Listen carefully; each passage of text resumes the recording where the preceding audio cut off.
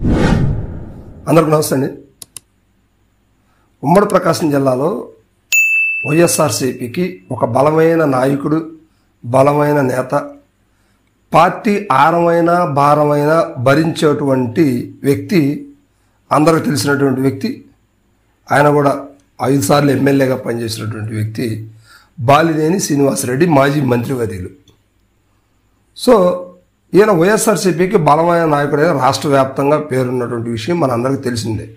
అయితే ఇటీవల అంటే నిన్న గడిచినటువంటి 2024 సార్వత్రిక ఎన్నికలకు సంబంధించి మాగంట శ్రీనివాసరెడ్డి గారు ఒంగోలు సిట్టింగ్ ఎంపీగా ఉన్నటువంటి పరిస్థితుల్లో జరిగిన ఎన్నికలకి ఆయనకి వైఎస్ఆర్సీపీ సీట్ నిరాకరించింది. సో ఇందులో భాగంగా కొత్త వ్యక్తిని తీసుకురావడం కోసం వైఎస్ఆర్సీపీ ఒక ప్రయత్నం, బలమైన ప్రయత్నం చేసింది అనుకోవచ్చు.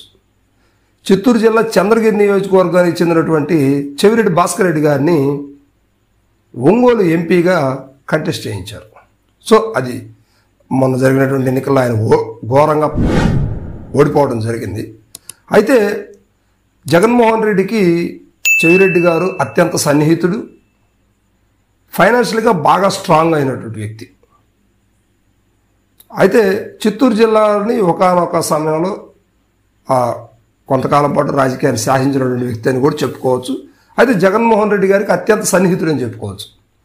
అలాంటి చెవిరెడ్డి భాస్కర్ రెడ్డి గారికి ఒంగోలు మాజీ మంత్రివర్యులు బాలినేని శ్రీనివాసరెడ్డి గారికి పార్టీలో ఇవ్వడటం లేదు, వాళ్ళిద్దరికీ కుదరటం లేదు. ప్రతి విషయంలో కూడా వాళ్ళిద్దరికీ ఇబ్బందికరంగా మారుతున్న పరిస్థితులు ఉన్నాయి. ఈయన స్థానికుడు, జిల్లా మీద పూర్తి అవగాహన ఉంది, 12 నియోజకవర్గాల్లో పట్టున్నటువంటి నాయకుడు, 12 నియోజకవర్గాల్లో ఈయనకంటూ ప్రత్యేకమైనటువంటి వర్గాన్ని ఏర్పాటు చేసుకున్నటువంటి వ్యక్తి బాలినేని. అయితే చెవిరెడ్డి మాత్రం జిల్లాని శాసించడానికి వైఎస్ఆర్సీపీ అధిష్టానం అంటే జగన్మోహన్ రెడ్డి గారే చెవిరెడ్డి భాస్కర్ రెడ్డి గారికి జిల్లా అధ్యక్ష పదవి ఇవ్వాలనే సమాచారం అయితే కేంద్ర పార్టీ వర్గాల నుంచి ఇంటర్నల్గా జరుగుతున్నటువంటి సమాచారం.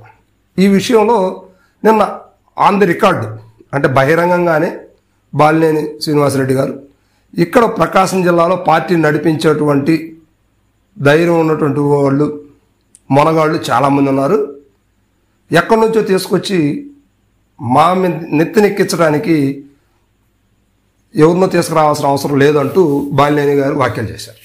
సరే, దీనికి సంబంధించి ఆ బాలినేని గారికి అనుచర వర్గం ఎవరైతే ఉన్నారో జిల్లాలో వీళ్ళంతా కూడా వైఎస్ఆర్సీపీ ప్రధాన నాయకత్వం దగ్గర ఈ విషయం చెప్పడం జరిగింది.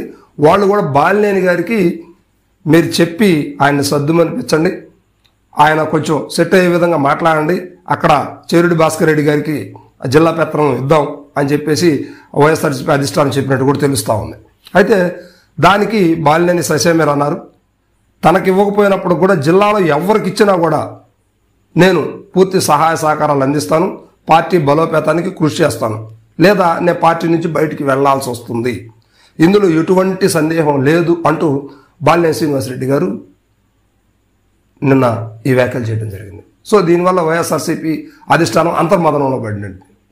ఎందుకంటే జిల్లాలో పార్టీని బలోపేతం చేసుకోవాలి, నాయకుల్ని ఎవరు కరెక్ట్గా ఉంటారా, ఎవరు లేరా, వారికి టికెట్ ఇస్తే ఎవరు గెలుస్తారా గెలవరా, వాళ్ళ ఆర్థిక స్తోమత ఏంటి, పార్టీని ఎలా బలోపేతం చేయాలి, పార్టీలో ఎవరు మారే అవకాశాలు ఉన్నాయి, ఇవన్నీ కూడా పూర్తి అవగాహన చేసుకోవాలంటే కనీసం కొంత టైం తీసుకున్నది. కానీ ఇప్పటికే రాష్ట్రంలో ఉన్నటువంటి పరిస్థితుల్లో కొన్ని జిల్లాల్లో నాయకులు అయితే ఇంతవరకు బయటకు రాని పరిస్థితులు కనిపిస్తూ ఉన్నాయి, ఇది వైఎస్ఆర్సీపీ నుంచి.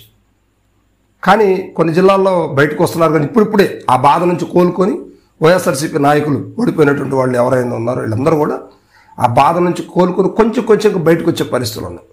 కానీ ఇంతలోకే ఈ వైఎస్ఆర్సీపీలో ఈ అంతర్మదనం అయితే మొదలవుతుంది. సో ఒంగోలు అయితే ఆ రాజకీయం వాడివేడిగా ఉంది, చెవిరెడ్డి మాత్రం అందుబాటులో లేరు.